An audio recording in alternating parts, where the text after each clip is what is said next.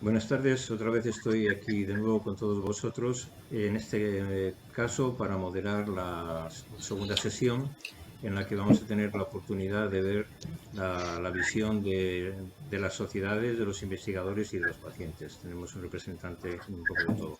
Vamos a empezar con Francesc Palau, que es el coordinador científico de la Estrategia de Enfermedades Raras del Sistema Nacional de Salud, con lo cual vamos a tener una visión de contexto bastante amplia. Y luego ya daremos la vez al presidente de la Asociación Española de Enfermedades Raras, a Juan Carrión, si consigue entrar. Estaba entrando, tenía un problema de visualización de la imagen y seguiremos por el orden que tenemos en el programa. Sabéis todos que tenéis 5 minutos, no debemos de pasarnos de los 5 minutos para que dé tiempo después al coloquio entre nosotros y también poder contestar algunas de las preguntas que hacen los, eh, los asistentes, ¿no? Así que, sin más, Francesc, tienes la palabra. Pues muchas gracias, Ignacio. Buenas tardes a todos y gracias a la Fundación Malver por la invitación a participar en este coloquio. He estado antes en la sesión anterior, más relacionada con la atención y los hospitales, y ha sido muy interesante. Yo, más que desde la Estrategia Nacional de Enfermedades Raras, por intentar enfocar el tema en cuestión y uno de los 7 puntos que hace años que trabajamos sobre ello fue la investigación biomédica y en general sobre enfermedades raras y minoritarias, quiero haceros un poquito algunas reflexiones sobre lo que puede ser la importancia de investigar, ¿no? Cómo la estamos haciendo. Tenéis aquí la presentación, no sé si la puedo hacer yo más grande, creo que no. En pantalla. Álvaro, ¿la puedes tú ampliar o en pantalla completa? Tú no puedes. Sí, Francesc, la estabas compartiendo tú. Tienes que... Perdón, entonces ahora la vuelvo a compartir. Le tienes que dar al...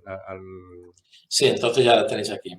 Claro, bueno, la idea es un poco esta, la idea global que podemos hoy, actualizando en qué situación estaríamos sobre el mundo de las enfermedades raras, en la investigación, pues desde esta idea de la investigación en el marco de una atención sanitaria centrada en el paciente y en las familias, porque cuando hablamos de enfermedades raras, también por la cuestión de que muchas de ellas son genéticas y hereditarias, pues la familia tiene mucha razón de ser, aunque siempre tiene razón de ser la familia, y entonces en el contexto un poco del trabajo de la investigación que se desarrolla en los hospitales para ir trabajando en centros de investigación, sea en donde esté, trabajar en red, como es la estructura que tenemos mayoritariamente en España de trabajo en red, como es el CIBER de enfermedades raras, el CIBERER, y, bueno, pues los hospitales, en este caso hospitales de adultos y hospitales infantiles, en este marco de contextualizar la investigación básica, la clínica, la investigación relacional y acercarnos a una medicina de precisión, una investigación de medicina de precisión en enfermedades raras. Esta es la idea, ¿no?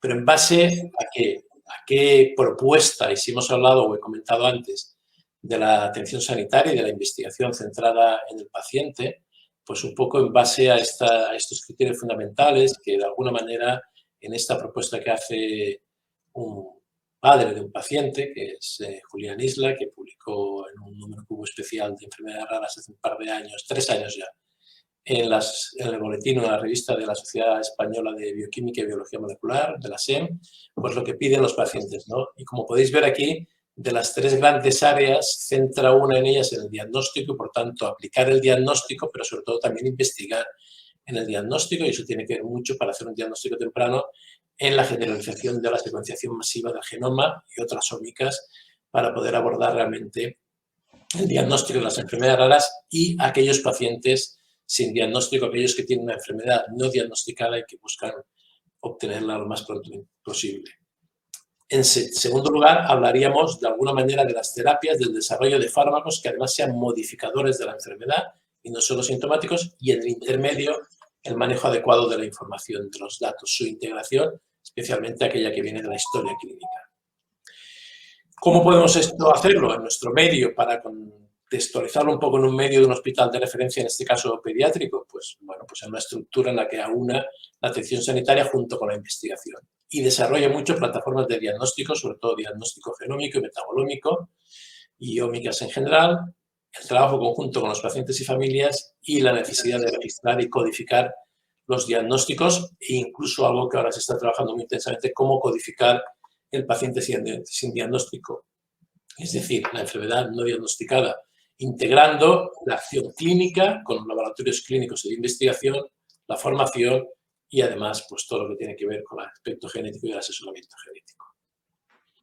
El nivel de la acción genómica, del estudio genómico, es muy amplio y partimos desde un genoma completo, pero de poca resolución, como es el cromosoma, como es el cariotipo, a los estudios de los cromosomas en términos submicroscópicos a través de los arrays y microarrays cromosómicos y la secuenciación, sobre todo la secuenciación ya genómica, no solo la Sanger, que permite secuenciar fragmentos pequeños o genes, sino la secuenciación genómica completa del conjunto de genes, bien que sean asociados a patología conocida, lo que sería la secuenciación del exoma o el genoma clínico, o bien del conjunto de todos los genes, el exoma o el genoma completo, el WIS o el WGS, que sería la cuestión. En este momento trabajamos a nivel, en términos prácticos de aplicación clínica, en el exoma clínico o en el exoma completo. Esto además nos lleva a situaciones en las cuales encontramos dificultades, a pesar de los resultados potentes genómicos, encontramos resultados pero que no son definitivos. Es lo que habitualmente llamamos variantes de significado incierto en genes candidato, pero que el valor biológico y por tanto fisiopatológico y clínico del diagnóstico no está totalmente demostrado y por tanto tenemos una dificultad para aplicarlo en la clínica. Y también eso cuando encontramos una variante incluso patogénica, probablemente patogénica, pero el fenotipo es complejo y no es congruente con el fenotipo que se ha descrito hasta el momento asociado al gen en cuestión.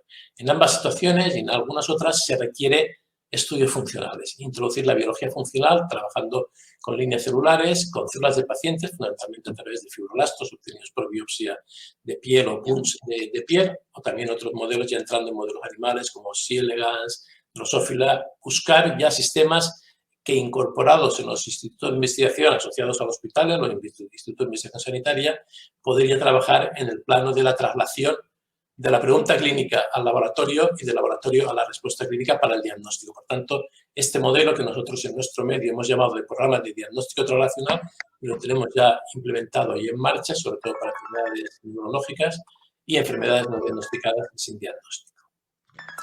Esto es útil, además, también importante para la investigación terapéutica. En la sesión anterior, en la primera que ha habido, se ha hablado de la atrofia muscular espinal. Este es un ejemplo de que la investigación genética y el descubrimiento de genes de las mutaciones puede permitir, y esto ha sido después de muchos años, en este caso concreto, terapias moleculares ya dirigidas con oligonucleótidos antisentido que pueden mejorar el tratamiento y el pronóstico de los enfermos. Y además, trabajando en red. En España tenemos el CIBERER, que está constituido ya por 59 grupos de investigación y otros 20 grupos clínicos asociados, más de 700 investigadores. Y bueno, pues esto es una de las maneras de trabajar en investigación translacional, teniendo en cuenta los dos aspectos, diagnóstico y tratamiento, desde el conocimiento básico y fisiopatológico de la enfermedad.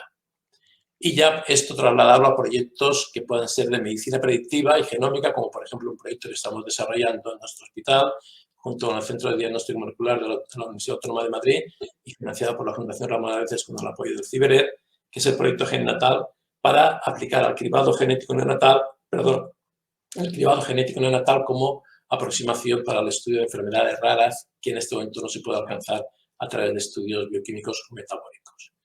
Y básicamente esto es lo que quería compartir con vosotros, esa visión global de la investigación hecha en el laboratorio, teniendo en cuenta pues, todas las patas que puede haber, o parte de las patas que puede haber. Muchísimas gracias, Francesc. Muy interesante tu presentación. Juan Carrión parece que todavía no se puede conectar bien, entonces vamos a dar la palabra a Jorge Capapey. Jorge es presidente de la Asociación Española de Laboratorios de Medicamentos Huérfanos y Ultrahuérfanos. Antes preguntaba a alguien sobre cuántos medicamentos huérfanos han aprobado en el año, etcétera. Seguro que Jorge Capapey tiene la respuesta. Jorge, tienes la palabra. Muchas gracias, Ignacio. ¿Se me oye bien? Muy bien. Perfecto. Pues muchas gracias por la invitación a la Fundación Bamberg y voy a intentar ser muy conciso y creo que lo bueno es tener un debate. Hacías una pregunta sobre la situación de las aprobaciones de medicamentos huérfanos en el último año en España. Yo creo que sin pelos en la lengua, deberíamos poner encima de la mesa de que el acceso a los medicamentos en España en los últimos 3 años o no se ha producido o se ha producido con mucho retraso y con muchas trabas. La visión general es que en Europa a día de hoy hay 116 medicamentos huérfanos con aprobación de comercialización por la EMA, de los cuales disponibles en España y comercializados están 51 medicamentos, que son un 46%. De hecho, financiados por el Sistema Nacional de Salud, a día de hoy hay 46 medicamentos que representan un 40% de los medicamentos que están autorizados para su comercialización en Europa. Y se produce la paradoja que pues en un año, el año 2020, donde se han autorizado 18 nuevos medicamentos huérfanos su comercialización en Europa, pues en España se han aprobado 5 medicamentos, con lo cual pues es fácil que cada uno eche las cuentas de qué porcentaje representan. Para abundar más en la situación, el tiempo medio de esos 5 medicamentos en España hasta su aprobación ha sido de 33 meses, con lo cual no estamos hablando de ninguno de los 18 que se aprobaron este año pasado en Europa. Estamos hablando de, en concreto, pues 3 de los 5 medicamentos aprobados llevaban más de 3 años esperando una decisión sobre precio y financiación, con lo cual, en un momento en el que hay una explosión en la innovación de medicamentos huérfanos para enfermedades minoritarias, pues es cierto que en España estamos un poco en una situación contraria donde el acceso pues sea complicado y no es únicamente una ralentización, sino que es pues lo que me atrevería a llamar casi un coágulo, ¿no? Porque realmente lo que no estamos viendo es la entrada de esta innovación en nuestro sistema sanitario, ¿no? De hecho, pues a modo de ejemplo, y pongámoslo muy rápidamente, ninguno de los fármacos que obtuvieron el Código Nacional en el año 2020 están aprobados a día de hoy, pero es que únicamente el 17%, unos 7% de los que obtuvieron un Código Nacional en España en el año 2019 están comercializados a día de hoy. Hay 53 medicamentos esperando en precio y reembolso. ¿Por qué están esperando 53 medicamentos en precio y reembolso? Ciertamente los procedimientos no son los más ágiles, son mejorables y por todas las partes, y ciertamente la pandemia ha tenido un impacto negativo también en la capacidad de la administración, tanto la agencia como el ministerio, en poder atender, y es perfectamente comprensible, pero creo que nos quedaría una visión muy reducida si todo esto lo vemos en la coyuntura del año 2020, ¿no? En el fondo, lo que subyace es, en muchísimos casos, una falta de acuerdo, y no estoy poniendo la culpa en ninguna de las partes, pero una falta de acuerdo entre las compañías y la administración en qué condiciones se puede hacer accesibles estos medicamentos a los pacientes, ¿no? Es una situación específicamente gravosa para los pacientes con enfermedades minoritarias porque en muchos de los casos no tienen alternativas terapéuticas, no son mejoras a sus terapias, sino que en muchos de los casos son pues, terapias que por primera vez traen algo de esperanza a los pacientes y a sus familiares, y porque además España no está bien dotada en mecanismos de acceso precoz a los fármacos, como puede tener Francia con el sistema ATU, o como tiene Alemania con el lanzamiento y después revisión del precio al año, o incluso tiene un vecino como es Portugal con también un programa de acceso precoz que allí le llaman programa de acceso precoz. ¿Dónde está el nudo gordiano? Bueno, pues el nudo gordiano es que el apoyo que se prestó en su momento, tanto por la EMA y la FDA, para el desarrollo de enfermedades minoritarias es un apoyo regulatorio y legislativo. Una serie de incentivos. Tienes un minuto. Ningún problema. De incentivos regulatorios para el desarrollo de estos fármacos. Creo que la segunda parte, y es donde la Comisión Europea ha puesto el foco, es en engarzar más el desarrollo con lo que es el acceso efectivo de los medicamentos en los diferentes países miembros, entre los cuales España no está en una de las posiciones de honor, y creo que ese es el reto al que se debe enfrentar primero la Comunidad Europea como región y después España como país evaluando las prioridades y sus inversiones dentro del área terapéutica, a mi modo de entender, una de las más dinámicas dentro de la medicina a día de generar innovación. Y esto era un poquito todo lo que queríamos explicar de forma previa a tener un poco de tiempo en el debate y contrastar opiniones. Muchas gracias. Muchísimas gracias, Jorge. Oyéndote a ti, casi en vez de poner el título las más beneficiadas, podríamos poner las más olvidadas, porque la verdad es que cuando uno piensa en los pacientes que se beneficiarían de esos medicamentos y que están ahí esperando sin poder sin poder tener acceso a los mismos dan ganas de llorar. Bueno, vamos ahora a dar la palabra a Francisco Javier Alonso. Antes nos había referido a él Miguel Calero, que es el que nos va a informar con mayor profundidad, sobre todo en el aspecto genético. Decíamos que el 80% de las enfermedades raras son de origen genético.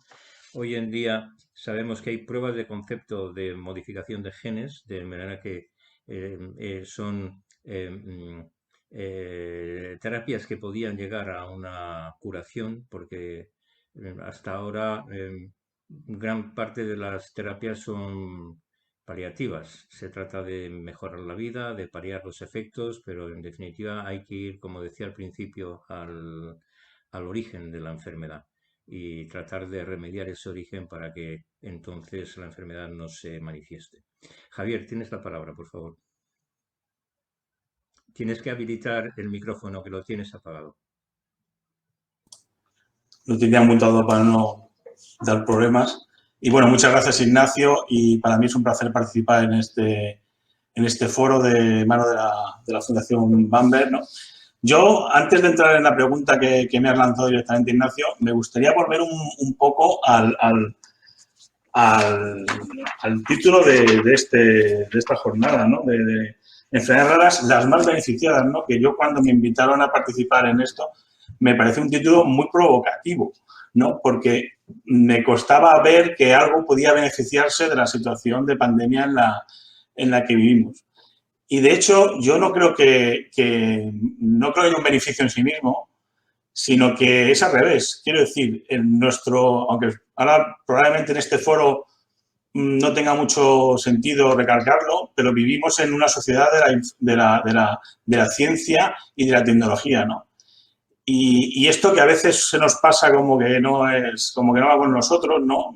Lanzamos una sonda a Marte y ese tipo de cosas, pero esto sí que nos ha tocado muy directamente, ¿no? Y nos ha indicado que estamos en una situación, desde el punto de vista científico y tecnológico, realmente impensable hace 20 años. O sea, lo que se ha conseguido con las vacunas, sobre todo con las nuevas vacunas, ¿no? de tipo RNA, que tenía aquí apuntado que se declaró la pandemia en marzo del año pasado, y en diciembre de ese mismo año teníamos la aprobación de la Agencia Europea del Medicamento de una de las primeras vacunas, pone en evidencia que ya estaba esto desarrollado. Esto no se hace, el desarrollo de una tecnología de este tipo no se hace desde luego en 9 meses, y de hecho estuve el otro día cotilleando las patentes de Moderna y estaban fechadas en el 2017. Es decir, que ya se estaba trabajando en esto, y la industria, desde luego, es muy consciente de que esto se estaba trabajando, ¿no? Entonces, yo quiero poner primero en valor que gracias a esa tecnología hemos podido, digamos, hacer frente a una enfermedad como esta de manera decisiva, y esa tecnología es la que precisamente, ya sí engarzo con tu pregunta, Ignacio, es la que nos va a permitir desarrollar estas nuevas terapias que son las necesarias para afrontar estas enfermedades, ¿no? Con muchas complejidades, ¿no? Estamos hablando de muchas enfermedades con etiologías muy diferentes, y para cada una de las cuales probablemente haya necesario desarrollar una determinada estrategia, ¿no? Hay de todo tipo, estrategias, como decía Francés, ¿no? De oligos, de RNAs antisentido, de un montón de estrategias de virares, vectores de todo tipo, ¿no? Todas ellas en diferentes ámbitos se están probando en preclínica y muchas veces en ensayos clínicos, que sabemos que en enfermedades raras tienen su complejidad porque el número de pacientes es muy pequeño, ¿no? Entonces, yo uno de los puntos que quería resaltar es esto precisamente, que estamos en un momento inmejorable desde el punto de vista tecnológico, ¿no? Se ha hablado de genomas, de somas.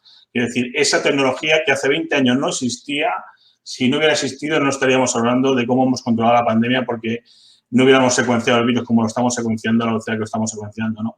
Y esa tecnología es la que nos va a permitir, desde luego, afrontar pues todos estos retos que nos vienen encima, ¿no?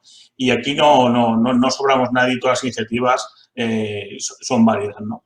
Y del Instituto de Salud Tercero, pues yo creo que Miguel Calero ha hecho una introducción de lo que estamos haciendo desde el Instituto, intentando financiar el proyecto Impact con sus diferentes vías, intentando poner orden de alguna manera en todo esto y, sobre todo, ayudando a todos los agentes a que realmente podamos seguir avanzando, ¿no? También quisiera destacar, pues, digamos, la sensibilidad que hay desde el instituto, ¿no?, hacia también poner orden en el tema de las terapias avanzadas para hacernos de una manera colaborativa, hacernos más fuertes en este campo, ¿no? Y esto es un poco lo que quería decir, que como resumen, que aunque nos enfrentamos a enfermedades muy complejas y difíciles, estamos en un momento, creo, desde el punto de vista tecnológico, envidiable, y que si todos ponemos de nuestra parte, estoy seguro que seguiremos dando pasitos para tratar a estos pacientes, ¿no? Para ponernos, como os ha dicho, ¿no?, en el centro, ¿no?, de todo nuestro trabajo, tanto desde el punto de vista clínico como desde la investigación. Muchísimas gracias, Javier. Al final lo que queremos poner es un halo de optimismo. Tenemos que aprovechar todas estas circunstancias para, a partir de ahí, coger impulso y solucionar todo aquello que ya teníamos en vista, pero que ahora lo podemos hacer con más fuerza. Así es. Bueno, dejaremos para final a Juan Carrión, si es que finalmente acaba resolviendo su problema. Muchas veces es porque también los navegadores desde el que tratamos de conectarnos, si el navegador es obsoleto, tenemos problemas, porque todas estas tecnologías van siempre muy avanzadas y actualizadas siempre a través de Internet. Bueno, vamos a dar la palabra a Rafael Artuch, que me contaba realmente su dedicación como investigador principal en el ámbito en el campus de Sant Joan de Déu, pero que está dentro del contexto del CiberER del Instituto de Salud Carlos III. Rafael, por favor, tienes la palabra. Gracias, Ignacio. Muchas gracias, y a la Fundación, por supuesto, por esta oportunidad. Yo, para contextualizar mi presentación, simplemente deciros que me dedico al estudio de las enfermedades raras desde el punto de vista del metabolismo, de las enfermedades metabólicas hereditarias, enfermedades raras de base genética, y siempre me gusta empezar dando una definición poco académica, pero que quizás a mí es la que más me gusta, sobre lo que es el metabolismo, que no deja de ser un lenguaje.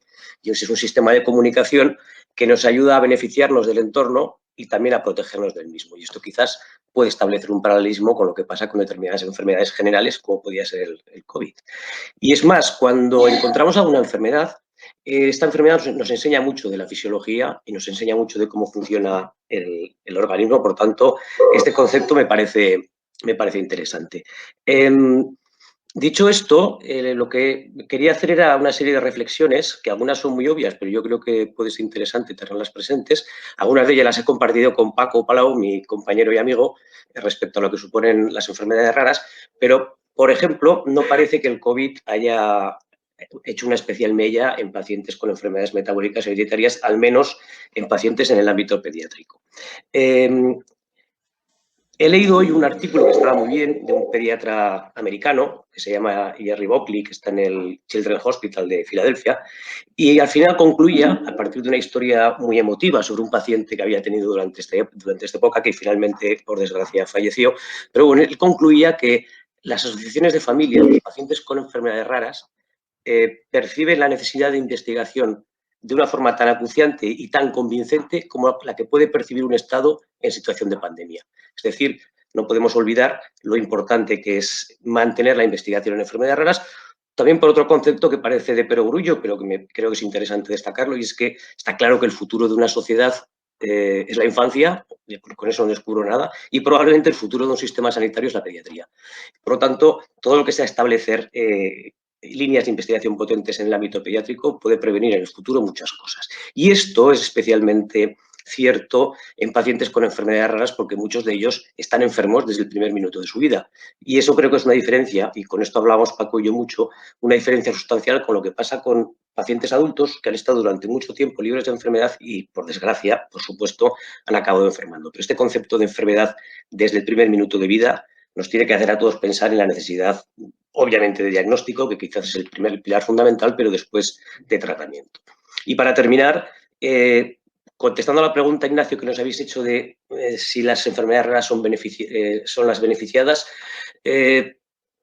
yo qué sé, puede que sí, puede que no. Desde el punto de vista asistencial, yo creo que si somos positivos, por lo menos en nuestro caso, en el laboratorio, la práctica de la telemedicina, la reducción del número de visitas ha permitido hasta tener más tiempo y poder pensar mejor las cosas.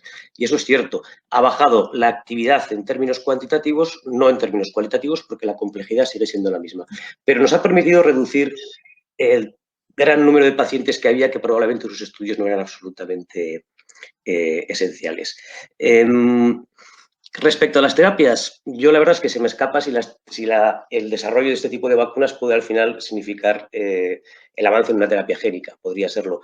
Yo tiendo a ser más bien escéptico porque cuando pase todo esto volveremos a encontrarnos con las dificultades que tenemos siempre, que ya las ha comentado antes Javier, que son muchas enfermedades, muchas son diferentes, incluso dentro de la misma enfermedad, y el abordaje desde el punto de vista terapéutico, por desgracia, es poco probable que sea el mismo. Bueno, yo creo que con estas reflexiones sí, luego podemos tener un poco más de debate. Gracias. Muy bien, pues muchísimas gracias. A la vista de lo que... Perdón, que no sé por qué tengo yo aquí... parece que tengo eco. Vamos a ver. Bueno, a la vista de lo que hemos oído, lo que ha expresado cada uno, vamos ahora a ver cuál es la opinión de la industria, a ver que desde esa perspectiva ellos os han escuchado, tienen también su propio mensaje y su propio conocimiento y yo creo que vale la pena escuchándolos. Dejaremos a Juan Carrión para cuando, si es posible, para el final. Ahí parece que está ya queriendo entrar, pero vamos a ir avanzando. Entonces, Silvia, por favor, cuando quieras. Vale. Muchas gracias no solo por la invitación, sino por organizar este tipo de actividades y discusión sobre un tema que yo creo que es muy, muy importante. Voy a compartir pantalla. Yo he empezado un poco, mi propuesta es contestar directamente a la pregunta, ¿no?, que habéis formulado, que es provocadora, pero pienso que vale la pena. ¿Se ve bien la presentación? Sí, ¿eh? Se está cargando. Vale. Bueno, un poco... voy contestando un poco, decíamos que si son las más beneficiadas o no, ¿eh? Pues bueno, pues estoy de acuerdo en que una parte sí, una parte no. ¿En qué parte no? Pues directamente porque los recursos tanto económicos como humanos se han priorizado en COVID, con lo cual estamos viendo que cuando hacemos investigación clínica, los ensayos clínicos, precisamente las agencias están priorizando, y también los comités éticos, la aprobación de ensayos en COVID. También lo mismo con los médicos, están dedicados más prioritario a COVID, con lo cual todo aquello que no es COVID pues está un poco despriorizado, ¿vale? ¿Qué nos hemos encontrado también? Pues bueno, que ante, digamos, la crisis económica pues hay una menor financiación pública y también mayor dificultad en incluir pacientes en los ensayos, ¿vale? Estos serían los aspectos negativos que ha tenido o que puede tener el COVID, pero por otro lado sí que es cierto que cuando te pones a analizar, y me ha salido una lista mucho más grande de que quizás sí, que el COVID ha permitido, bueno, a favorecer la investigación, tanto, digamos, en difusión, en conciencia social, sino también por interés en las enfermedades raras. Y ha puesto en evidencia, yo creo, esta mayor colaboración de ponernos en serios. Tenemos temas muy importantes de salud pública y que tenemos que colaborar, tanto a nivel público como a nivel privado. Todo lo que son las terapias personalizadas, incluso si me atrevo a decir, un cáncer de mama, gracias al conocimiento que está avanzando la ciencia, estamos viendo que aunque el cáncer de mama no pueda ser una enfermedad rara, cuando te dedicas a mirar qué tipo de mutaciones, translocaciones y empiezas ya a hablar de subtipos, que no dejan de ser algunos de ellos también enfermedades raras per se, ¿vale? ¿Qué más? Tenemos nuevas vías de financiación. Estamos en una época donde todo el tema de los micromecenazgos, los influencers, la recogida de fondos, pues ya no es la típica tradicional, ¿no? Sino que hay muchos más fondos que pueden permitir a favorecer la investigación. Todo el tema de la digitalización, el hecho de, digamos, de los big data, hacer ensayos con real world evidence que evidentemente son más baratos.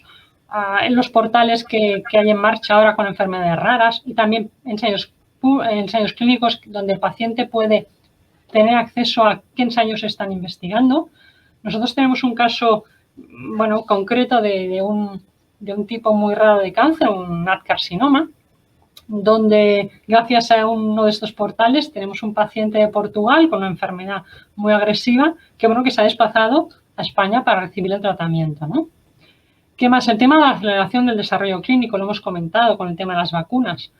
Esto, evidentemente, sabemos que podemos hacer desarrollos más rápidos.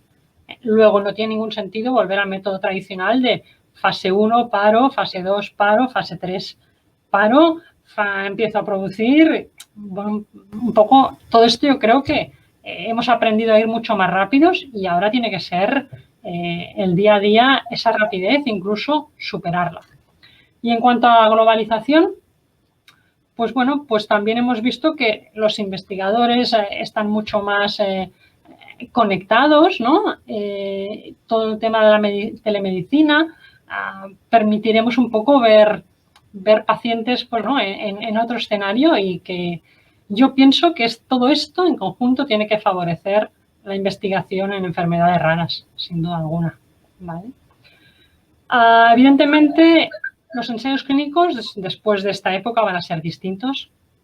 Todo el tema del teletrabajo, la telemedicina, el telediagnóstico, las interacciones virtuales, la monitorización de datos remota, el consentimiento informado electrónico, virtual y sobre todo para mí lo que tenemos que tener muy claro es que el paciente, como hemos dicho antes, tiene que estar en el centro, con lo cual tenemos que montar grupos de trabajo, tanto con médicos como con industria, como con pagadores, como con pacientes, para un poco co-crear estos ensayos, realmente qué queremos investigar, qué es lo donde tenemos mayor necesidad y hacer conjuntamente los protocolos. Hacemos ya asesorías no solo con investigadores, sino también con pacientes. Intentamos integrar cada vez más porque al fin y al cabo estamos haciendo medicamentos para pacientes.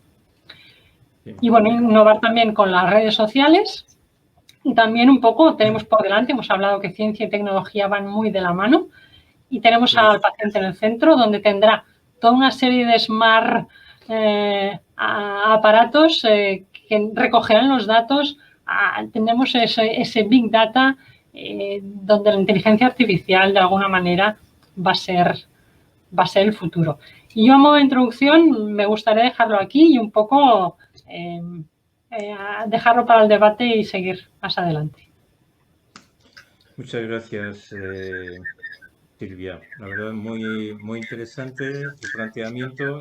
Estoy convencido de que todo va a ir muchísimo más rápido y porque tenemos muchísimas más herramientas. Yo creo que es muy importante que se afiance esa colaboración público-privada, que realmente tanto en todos los aspectos las compañías que están haciendo ese esfuerzo en resolver los problemas de las enfermedades raras tengan el apoyo suficiente para que puedan hacer ensayos clínicos, para que puedan realmente desarrollar esos proyectos, ¿no? Bueno, vamos a dar ahora la palabra a la representante de Pfizer, a Nuria Mir, directora médico de enfermedades raras. Nuria, tienes que habilitar el micrófono. Perfecto. Sí.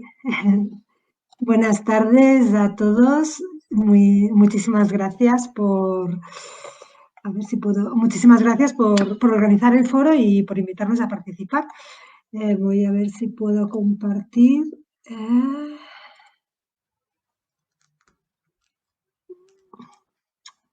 ¿Podéis ver mi presentación? Sí, ya se ve bien. Sí. Fenomenal.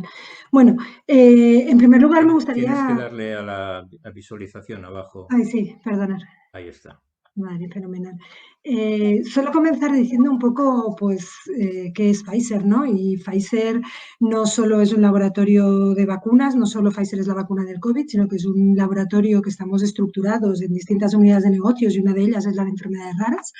Llevamos más de 20 años de experiencia comercializando fármacos con enfermedades raras y estamos en áreas tan diversas como la hematología, la endocrinología pediátrica, con trastornos del crecimiento, neurología, neumología. Tenemos 23 fármacos en estos momentos para algún tipo de enfermedad rara. En España tenemos una fábrica en San Sebastián de los Reyes que empaqueta y distribuye todos los fármacos, los factores de coagulación para la hemofilia A y la hemofilia B a nivel mundial. Y lo más interesante, pues en nuestro pipeline tenemos entre un 12 o un 15% de nuestros programas clínicos dedicados a las enfermedades raras. Interesante, o sea, quiero centrarme en esto para comentar un poco cómo hemos avanzado durante esta época de pandemia de COVID en las enfermedades raras y un poco para demostrar un poco cómo va todo el compromiso de Pfizer con este tipo de enfermedades. Nuestro pipeline está focalizado en las mismas áreas en las que actualmente tenemos fármacos comercializados y como áreas a destacar nuestros programas de terapia génica en enfermedades como la hemofilia y la distrofia muscular de Duchenne. Pero estamos aquí hoy para hablar sobre todo cómo ha sido el rol de Pfizer durante la pandemia o el rol de la industria durante la pandemia y con el COVID y las enfermedades raras. Entonces, bueno, desde Pfizer nosotros hemos mantenido el compromiso con la investigación y no solo en lo que se refiere a la vacuna, sino que a pesar de que muchísimos esfuerzos de la compañía, tanto humanos como económicos, se dedicaron a investigar la vacuna, hubo áreas terapéuticas de la compañía claves en las que se tomó la decisión de no paralizar, digamos, la actividad de los ensayos clínicos o no retrasarla o no quitarle recursos, ¿no? Y una de ellas, por ejemplo, fue todos los procesos de puesta en marcha del ensayo clínico de terapia génica en distrofia muscular de Duchenne. Y gracias a ellos, gracias a que no paralizamos como empresa, intentamos, bueno, pues seguir trabajando internamente en todo para ponerlo en marcha, pues estamos súper orgullosos de que estas Navidades el primer niño del ensayo clínico de terapia génica de Duchenne de Pfizer, pues el primer niño en ser incluido en el ensayo y recibir tratamiento, pues fue en Barcelona, en Vallebrón, ¿no? Entonces esto es un gran orgullo ver que la compañía se ha volcado el 80% con el COVID, pero no ha paralizado un desarrollo de un fármaco para una enfermedad rara. Pues con los profesionales sanitarios, ¿no? Lo contaba mi compañera Silvia hace un momento. ¿Qué hicimos? Pues hemos mantenido toda la formación médica continuada, absolutamente todos los programas que teníamos los trasladamos al entorno virtual para poder seguir dando la oportunidad a los profesionales sanitarios que querían o que podían, pues seguir formándose. Pero fundamentalmente yo creo que lo que más impacto ha tenido es nuestra relación con los pacientes y con la sociedad en general. Desde el inicio de la pandemia, el Departamento de Pacientes tenía contactos prácticamente diarios con las entidades de pacientes para entender un poco pues cómo estaban pasando esta situación, qué necesidades tenían, cómo estaba afectando a su proceso diagnóstico, al proceso, a la evolución de la enfermedad. Y a raíz de ellos, pues tomamos iniciativas, ¿no? Entonces colaboramos con FEDER en su programa de escuela de formación para ayudar a digitalizarse a las entidades de pacientes, colaboramos con las asociaciones de pacientes en todas las actividades digitales en red, con vídeos, con podcasts, con infografías, con mayor presencia en las redes sociales. Organizamos una reunión sobre lo que es genética y las bases de la terapia génica para los pacientes y el público en general, que gracias a que estamos en este entorno virtual de COVID, hemos podido llegar a casi 700 personas, incluyendo Latinoamérica, que en circunstancias normales hubiéramos tenido una reunión de 20, 30, 40 pacientes con asociaciones, entonces eso ha sido muy beneficioso. Luego, por ejemplo, trabajamos con las asociaciones de pacientes para proporcionar el home delivery, llevar el fármaco a casa de los pacientes y que no tuvieran que ir al hospital. Y, por supuesto, súper orgullosos de que nuestra fábrica de San Sebastián de los Reyes no paró ni un solo momento durante toda la pandemia. Y bueno, ¿y cómo vemos el futuro con las enfermedades raras? Lo he dicho, ¿no? Pfizer se ha focalizado muchísimo en proporcionar una vacuna para el COVID, pero no ha parado en ningún momento. Para nosotros el futuro de las enfermedades raras pasa por la aproximación de la terapia génica, teniendo en cuenta lo que se decía antes, ¿no? Que más de un 80% de ellas tiene una base genética, y focalizado en dos tipos de enfermedades. Las enfermedades debilitantes, progresivas, mortales, como es la distrofia muscular de Duchenne o la atrofia muscular espinal, que comenzaba la jornada de hoy hablando de esta enfermedad, pero también hay enfermedades en las que existe tratamiento y este es solo paliativo o el tratamiento supone una carga muy elevada para la calidad de vida del paciente, como son los pacientes con hemofilia, que se tienen que hacer administración intravenosa 2 y 3 veces por semana. Entonces, bueno, hasta aquí no hemos llegado solos, hasta aquí llegamos en colaboración con universidades, con compañías biotecnológicas pequeñas que tienen toda la ciencia, trabajando con asociaciones de pacientes, con organizaciones profesionales, con los médicos, con los hospitales, con las administraciones sanitarias, con el gobierno. Es un trabajo en conjunto para poner cuanto antes la terapia génica en manos de los médicos y de los pacientes. Y así quería finalizar mi presentación. Tenemos en el stand virtual de Pfizer un link a un vídeo muy sencillito que explica lo que son las bases de la terapia génica, por si alguien puede estar interesado y quiere ampliar un poquito más de información, pues les animo a que pinchen y accedan al vídeo. Y bueno, muchísimas gracias y quedo a disposición de cualquier pregunta o comentario. Muchas gracias, Nuria. Bueno, yo creo que ha estado es muy interesante. Juan Carrión sigue con problemas para conectarse, siguen intentándolo, pero es difícil. Si ya lo está haciendo desde un dispositivo que obsoleto, va a ser difícil. Mira, ya lo tenemos. Don Juan, Hola, buenas tardes. bueno, eres el gran esperado, Bueno, quiero pero bueno, has pedir... llegado. Sí, sí. Te pongo en antecedentes. Ya han hablado todos los que estaba previsto antes que tú, no los has podido escuchar, pero en definitiva, pues convienen en que, bueno, el tema de las enfermedades raras, hay unas grandes oportunidades, que se ha estado utilizando una tecnología que también es útil para las enfermedades raras y que ya se conocía también. Eh, un poco también de problemas de la autorización de medicamentos, que estamos aproximadamente en un 40% de los medicamentos que están aprobados por la Agencia Europea. Y yo creo que básicamente no te puedo contar más porque me como el tiempo que tú tienes para hablar. Así que, Juan, tienes 5 minutos para contarnos un poco la visión tuya, la visión de los pacientes, y aquí estamos para escucharte. Adelante.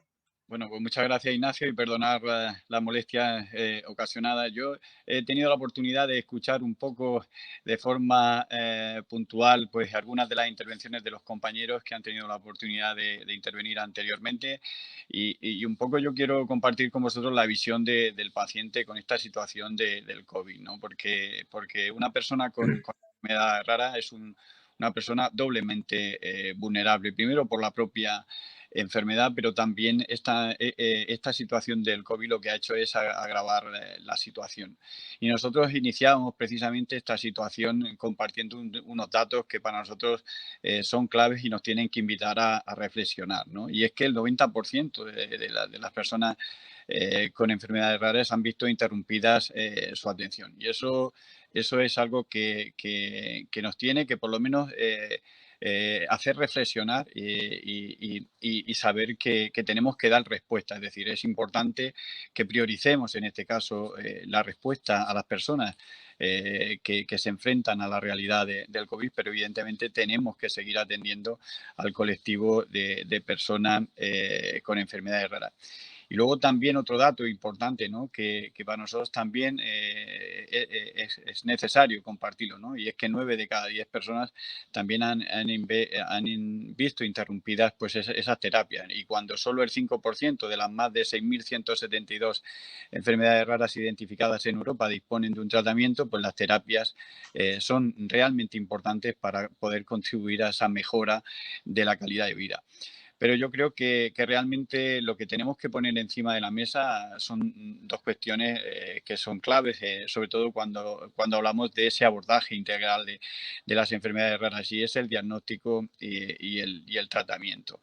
Y en el diagnóstico, pues estamos en esa situación que todavía en nuestro país es una necesidad. Somos el único país que no disponemos de esa especialidad de genética clínica. Hemos sido capaces de acortar ese diagnóstico, pero vemos cómo en las pruebas de criado neonatal, por ejemplo, hay criterios en la homogeneización, en ese número de enfermedades raras que se incluyen dentro de esa prueba, cómo es diferente en función de la comunidad de referencia. Vemos también la necesidad de garantizar ese diagnóstico precoz, consolidando pues todos los proyectos y todos los que se han puesto encima de la mesa, sobre todo para garantizar esa respuesta a las personas sin diagnóstico, y eso hay que consolidarlo con recursos. Y el COVID precisamente lo que nos deja es una lección aprendida, es decir, hemos sido capaces de movilizar, yo creo que recursos económicos en el contexto internacional en un tiempo récord, a ponerlos a disposición de esa investigación para buscar un tratamiento. Pues si hemos sido capaces de movilizar esos recursos en un tiempo récord, esta buena práctica nos tiene que servir también para ser capaces de agilizarlo y ponerlo a disposición del colectivo con enfermedades raras. En los datos de tratamiento son claves, es decir, si esos medicamentos huérfanos que hay autorizados y comercializados en Europa no se comercializan y no llegan, en este caso, a las familias que lo necesitan en España, eso es una dificultad añadida que tenemos, y esto es lo que este es el escenario que estamos viviendo los pacientes con enfermedades raras, que vemos en este caso vivimos en primera persona esas dificultades en el acceso a los medicamentos huérfanos autorizados en nuestro país. Pensar que solo en Europa hay 116 medicamentos huérfanos, de los cuales solo 51 están comercializados en nuestro país, y de esos 51 que hay comercializados, no en todas las comunidades autónomas se tiene un igual acceso. Por lo tanto, esto nos tiene que hacer reflexionar para seguir mejorando esta atención. Y la reflexión que quería compartir final es: si somos capaces de invertir en investigación, somos capaces de buscar esos tratamientos, una vez que hemos hecho esa inversión en los tratamientos, vemos cómo estamos poniendo trabas y dificultades para que se acceda a ellos. Es decir, se ha hecho un gran trabajo en investigación para poder acceder a esos 116 medicamentos huérfanos autorizados y comercializados en Europa, y en España vemos como esos medicamentos no llegan. Vuelvo a decir, tenemos que seguir reflexionando porque aquí hay muchas asignaturas pendientes. Y la última reflexión, pues esa terapia a domicilio, que también hemos sido capaces de agilizar como una buena práctica en esta situación de pandemia, pues que estas buenas prácticas puedan servir también para quedarse y mejorar la atención a los pacientes. Porque los pacientes con enfermedades raras, hoy muchos de ellos siguen todavía confinados y siguen todavía pues sin respuesta a todas y cada una de esas necesidades. Y esto es una tarea que tenemos que seguir todos contribuyendo para mejorar ese futuro tan necesario.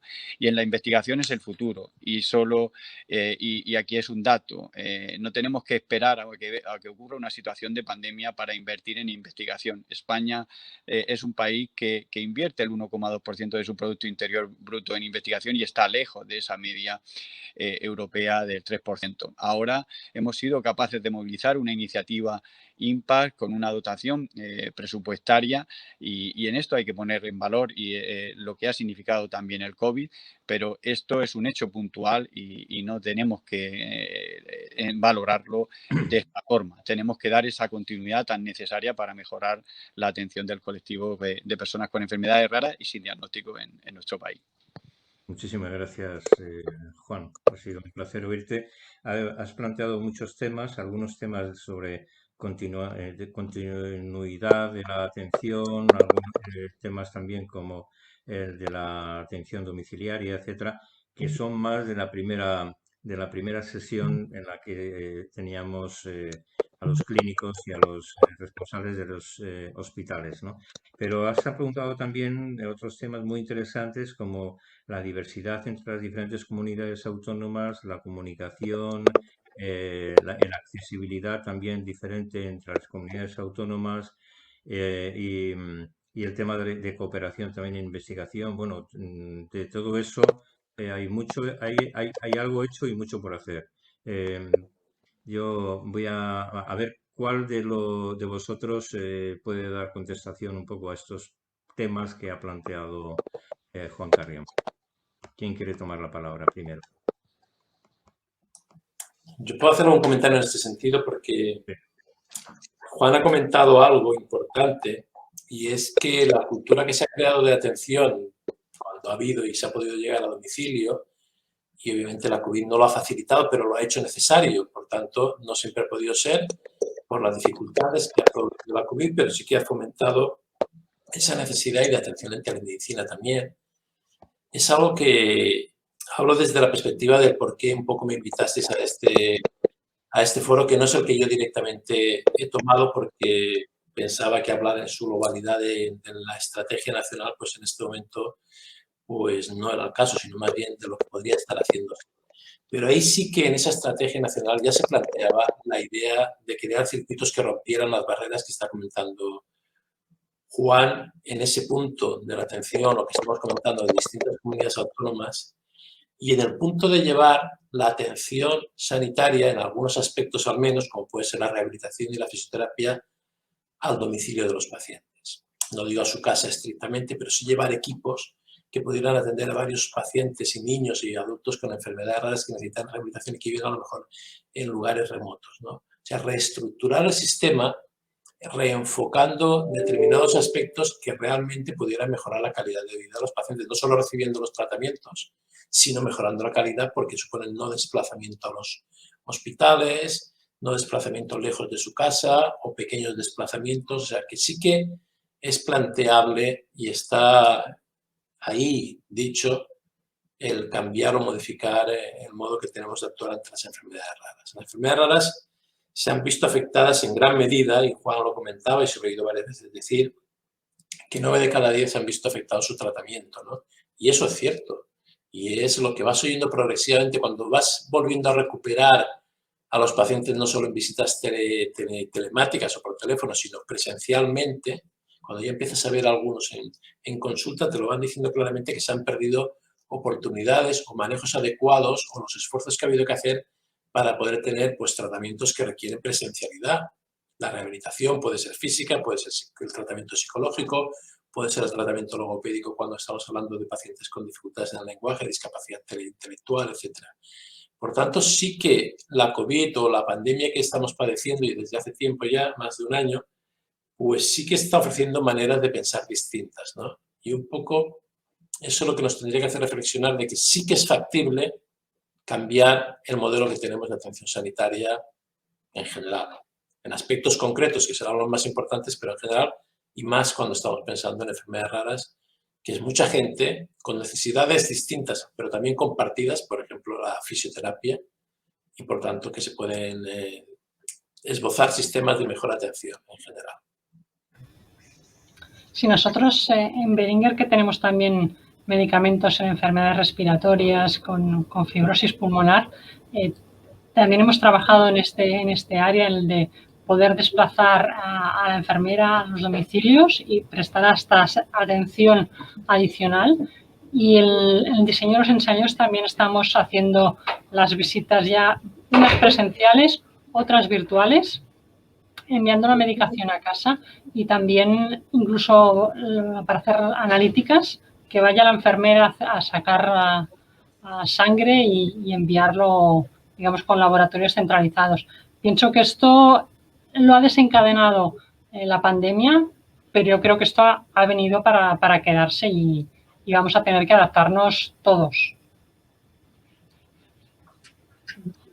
Yo comparto totalmente con Silvia, con Francesc, ¿no? Que hemos hecho un cambio, hemos roto muchas barreras, ¿no? Cosas que creíamos que no eran posibles, cosas que ni nos planteábamos, eso, pues enviar una enfermera a casa a hacer una analítica o reclutar a un paciente telemáticamente, o que la población general deje de ir al médico muchas veces. ¿Por qué necesitamos ir 2 o 3 veces si muchas veces se puede hacer telemedicina y se liberan espacios en las consultas para atender a otros pacientes que a lo mejor necesitan más?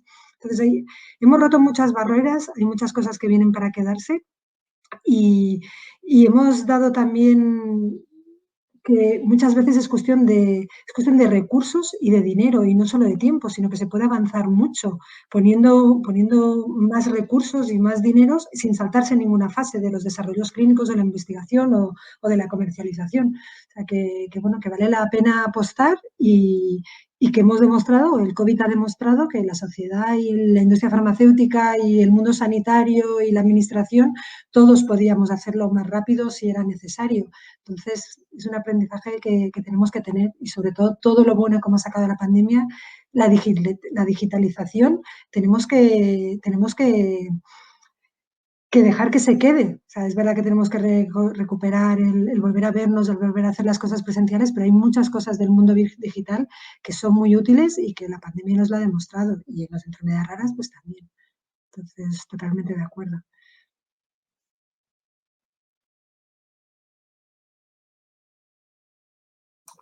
Estás bloqueado, Ignacio. El micrófono. Ignacio, el micrófono está bloqueado. Perdón. Decía si alguno más quería comentar. Me parece que Silvia, volvías tú a... Bueno, yo si me permitís, sí, abundar en lo que habéis dicho muy rápidamente, y es que efectivamente se ha aliviado mucho la carga asistencial. Yo creo que a ninguno se nos escapa, aunque no sé si es muy correcto decirlo, pero la medicina quizás había llegado casi a un acto de consumo hace unos años, de pacientes que ni siquiera a veces se podían considerar como tales. Nosotros en ese sentido yo creo que todos teníamos claro que a pesar de las condiciones adversas traídas por la pandemia, los pacientes con enfermedades raras tenían que seguir siendo atendidos porque seguían siendo urgencias, por lo menos aquellos que se pueden descompensar de una forma aguda y eso les puede causar alguna consecuencia. Pero ojalá, si este exceso de consumo que habíamos vivido en los pasados años ahora se minimiza, pues bienvenido sea. Yo quisiera decir un comentario al hilo de todo lo que se ha hablado, porque estamos hablando de la pandemia como un problema de salud pública y lo estamos padeciendo como salud pública, es decir, como sociedad y abordándolo desde la perspectiva de la salud pública, y la vacunación es un tipo de tratamiento en el marco de la salud pública, no del marco individual. Hemos estado discutiendo estos días, nos habla mucho por el problema de AstraZeneca, si la vacuna o no tenía problemas, y era en todo caso muy pequeño con respecto al beneficio global de la población. Hay algo que muchas veces no se dice, pero que yo creo que es el primer criterio que siempre pongo cuando digo qué son las enfermedades raras, más allá de que sean poco frecuentes, es decir, más allá de la prevalencia. Y es que son un problema de salud pública. Y como tal problema de salud pública, tendríamos que abordarlo. Y entonces la pandemia nos está enseñando que si vemos las cosas como cuestión de salud pública, podemos realmente acelerar los procesos y las capacidades de diagnóstico, de tratamiento y de manejo de los pacientes, ¿no? Que son pacientes crónicos, muchos de ellos jóvenes, niños, que necesitan una atención que va más allá de la cronicidad del adulto, que también es muy importante, pero diferente, ¿no?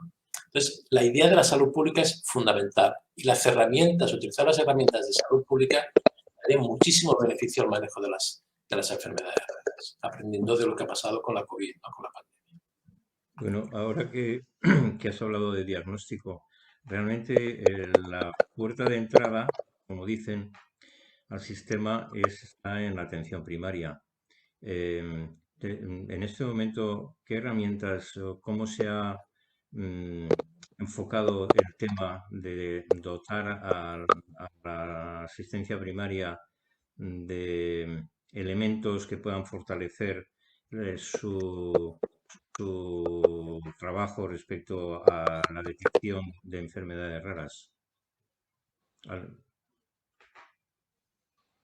¿Alguien quiere opinar sobre ese tema?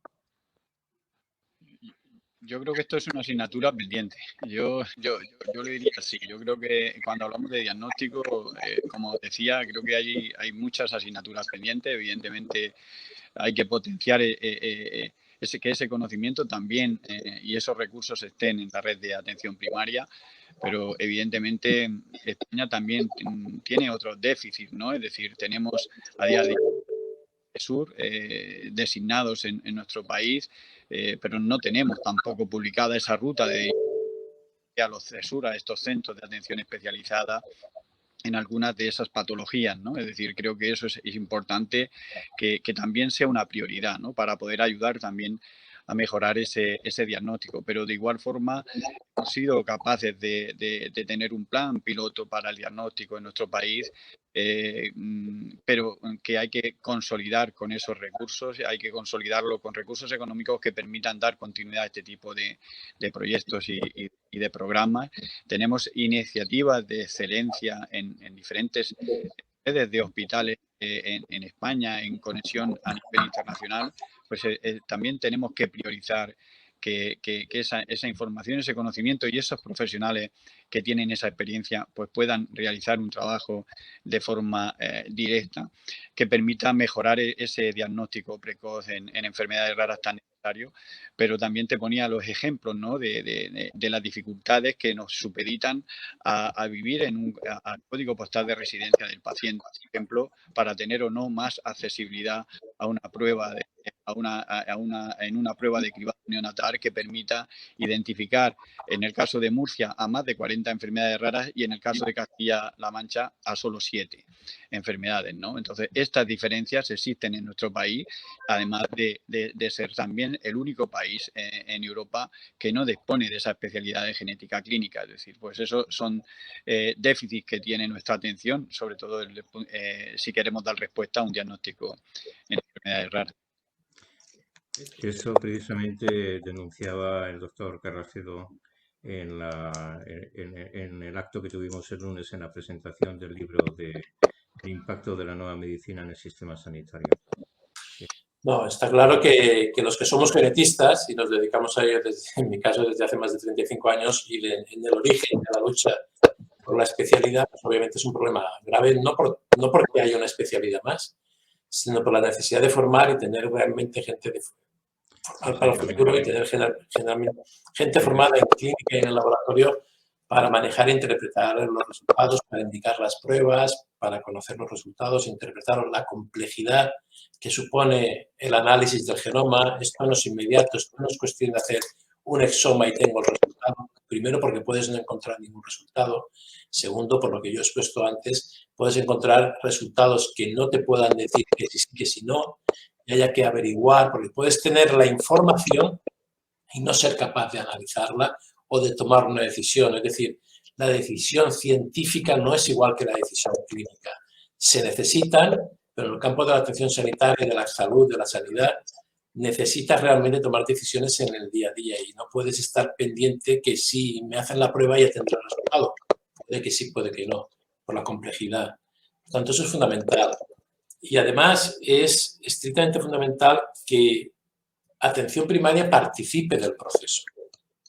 Nosotros necesitamos no que un médico concreto, pediatra, atención primaria o médico de familia, sepa diagnosticar o diagnostique o reconozca a cualquier persona con una enfermedad rara que le llegue a su consulta, que forma parte de su cupo. Eso no es factible en la mayoría de los casos. Pero atención primaria tendría que participar en el circuito y al mismo tiempo ser un activo real, protagonista, si conociera realmente cuál es el registro, el número de pacientes y con qué diagnóstico de enfermedades raras tiene controlados en su propia atención, ¿no? En su propio territorio de atención de cada centro de salud o conjuntos de centros de salud de una comarca o de un área de salud determinada. Es algo que habría que comentar también en la atención primaria, los equipos de atención primaria, incluido enfermería, tuvieran un registro de sus pacientes, de qué pacientes con qué diagnóstico y de qué pacientes no tienen diagnóstico. Porque eso facilitaría el diálogo con los centros especializados, los hospitales de referencia, los hospitales de expertos y facilitaría también el CESUR, la comunicación a través del CIFCO y de los CESUR, ¿no? Y eso es algo que no tenemos las vías establecidas ni pensado prácticamente que eso pueda ser así.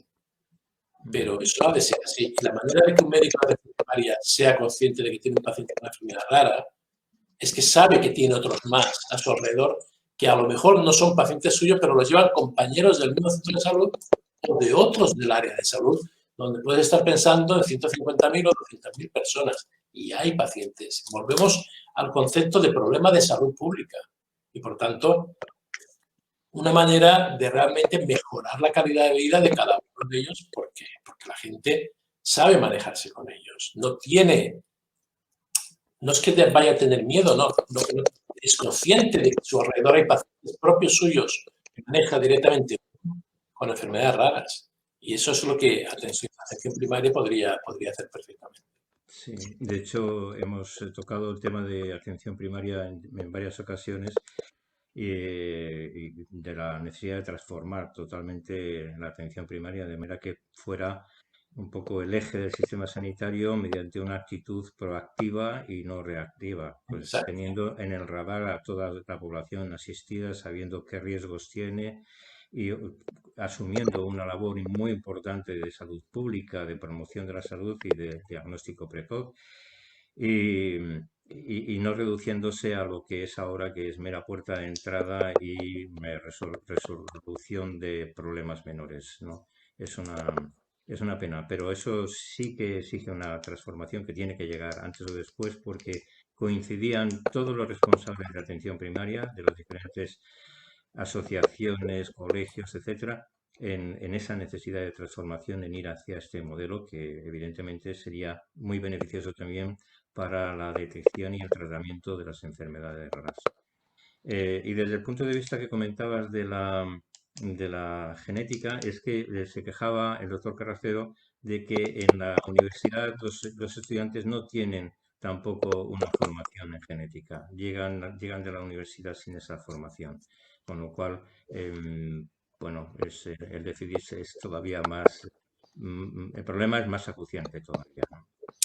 El problema es más acuciante porque lo que no se conoce o no se conoce, no es que uno tenga que saber genética, es que lo que no oyes durante la carrera, después no lo manejas con tanta agilidad ni lo recuperas tan fácilmente. Es esa formación, cuando la cabeza está más abierta a oír de todo porque estás formando, pues es el momento y la oportunidad.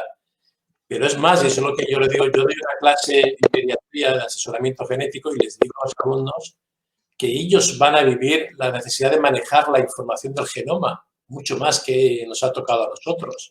Hemos visto el crecimiento de la genética, pero no el manejo cotidiano de la información genómica y toda la variación delómica que puede haber en el individuo.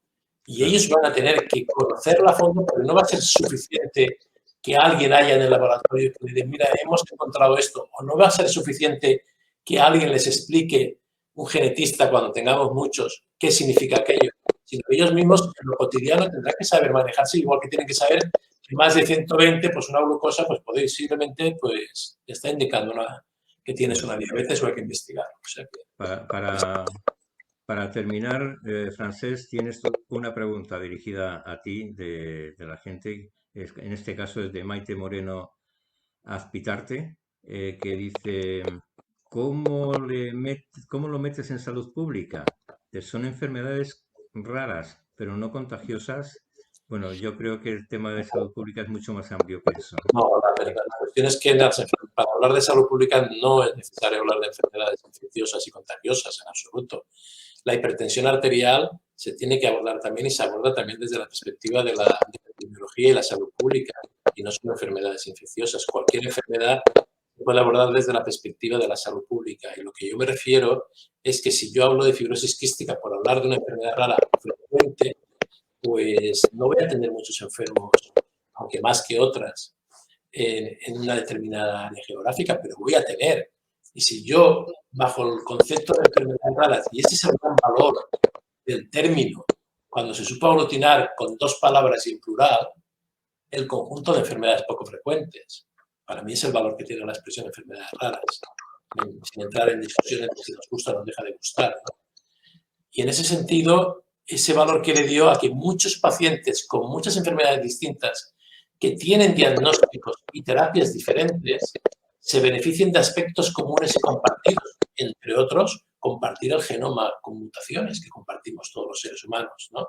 Pero también compartir las terapias génicas o el desarrollo de terapias génicas que están permitiendo incluso, por ejemplo, el tratamiento o el desarrollo de vacunas como vacunas basadas en el ARN para el tratamiento de la COVID, pues para la terapia génica o terapias moleculares de pequeñas moléculas o terapias de ARN, etcétera, etcétera, que pueden servir para cada una de las enfermedades desarrolladas específicamente.